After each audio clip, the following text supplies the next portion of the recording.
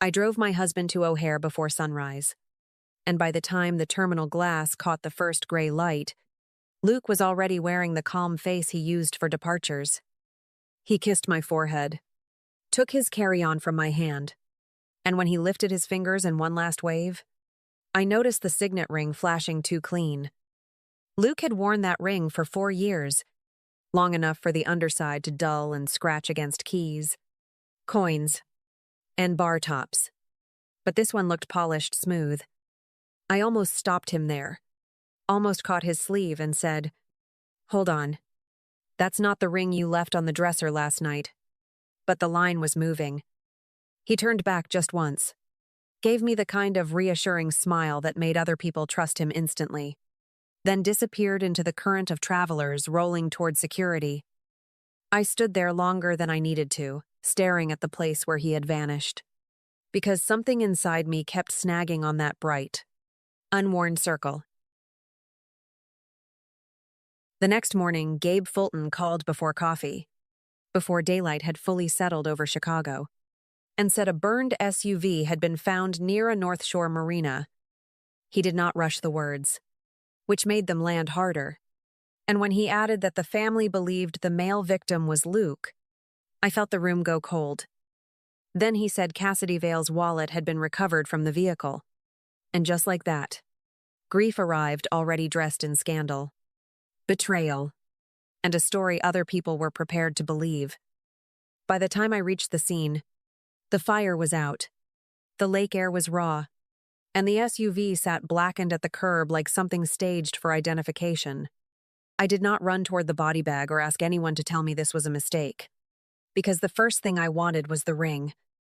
When Gabe drew back the evidence photo and I saw that same smooth signet on the victim's hand, clean where Luke's should have been worn thin, I knew one thing before I knew anything else. Somebody wanted me to recognize a husband before I recognized the lie. Taryn Danner reached me before any official report did, arriving in a camel coat with a leather folder tucked beneath her arm and the composed face of someone managing inconvenience, not loss. She took my elbow as if we were family in the warm sense of the word, guided me away from the marina wind, and murmured that the press had not picked it up yet. Then she opened the folio and laid out a memorial schedule, a temporary asset packet, and a draft statement so polished it made my skin crawl. I looked down at the pages and saw that every line was already doing work my husband's body had not even finished doing for them.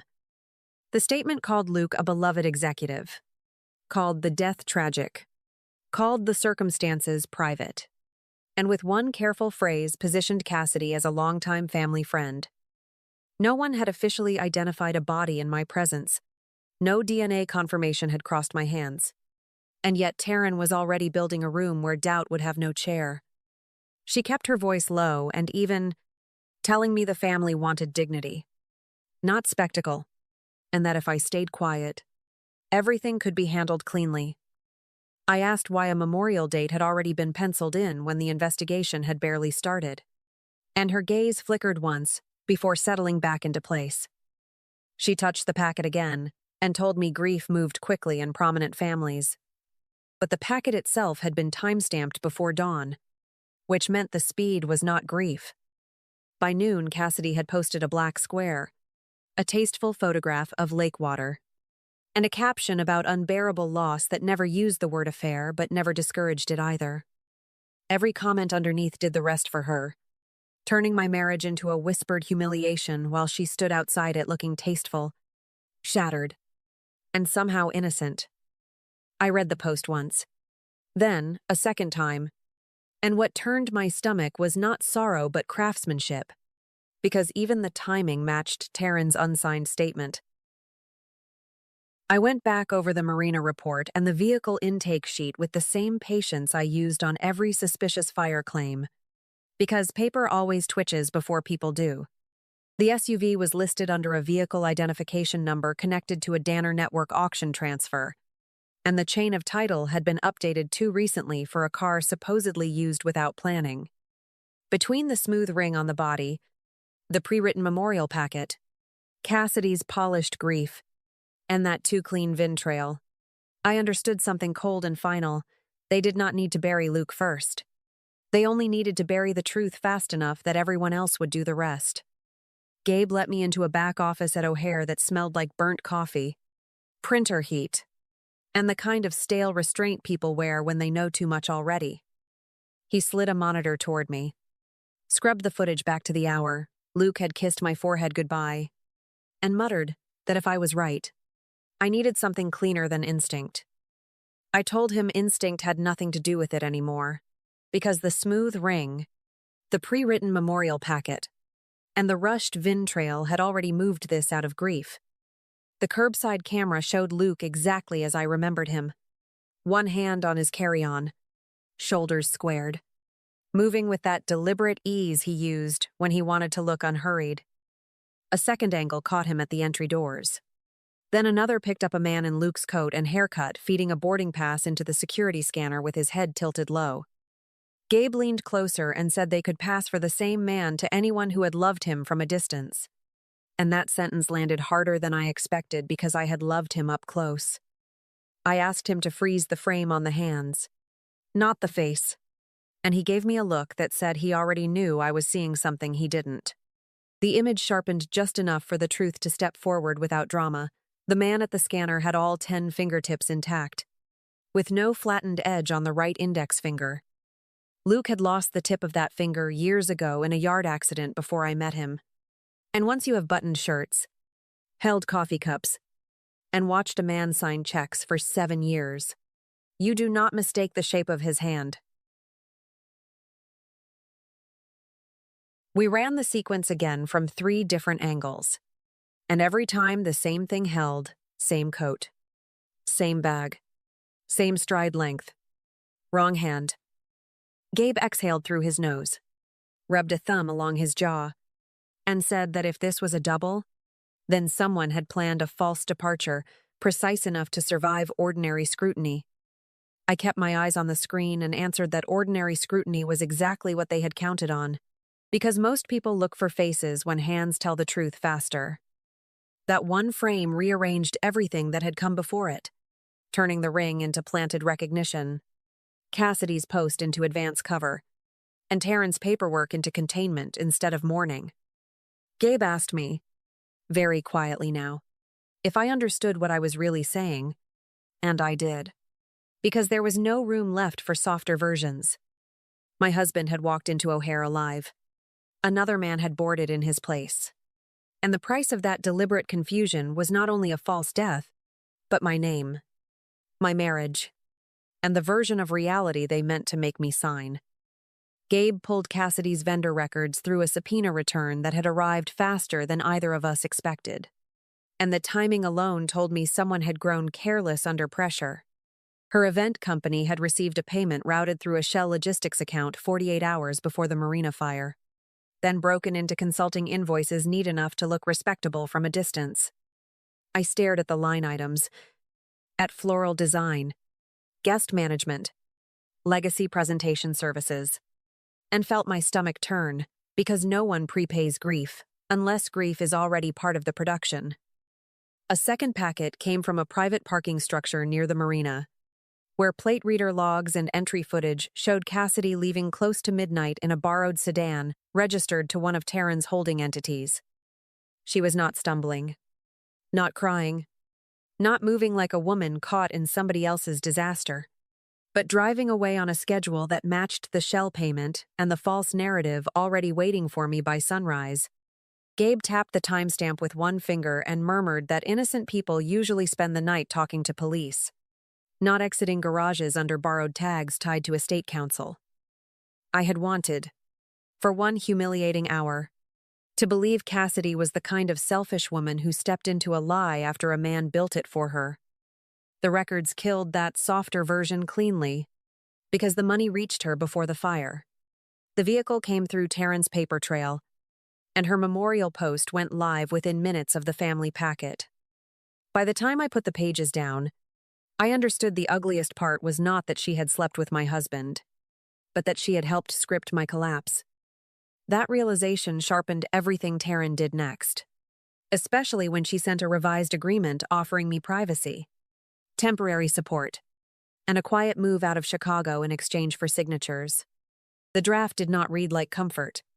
It read like containment, waiving future claims, restricting disclosures, and fencing me away from every account, title, and question that mattered. I read it twice, then a third time, and the structure was too elegant to be panic, because every clause assumed Luke was gone. Cassidy was incidental, and I was a widow weak enough to trade truth for breathing room.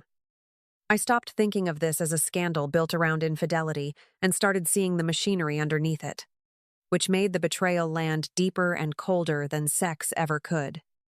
Luke had not drifted into Cassidy through appetite, and Cassidy had not drifted into Luke through vanity.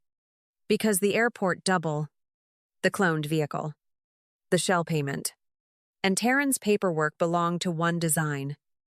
When I finally looked up at Gabe, my voice came out flatter than grief and steadier than rage, and I told him Cassidy was never dragged into this by my husband.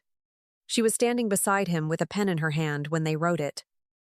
I did not spend another hour begging the dead to explain themselves, because the shell payment, the borrowed car, and Taryn's revised agreement had already proven Luke was not the one cornered. I sent Taryn a short reply that I had reconsidered the settlement, that I was exhausted, and that I would sign at the Memorial Scholarship Gala if the family still wanted discretion. She answered in 9 minutes, attached a final draft, and added that a public appearance would reassure everyone, which told me she wanted the room controlled before I ever entered it.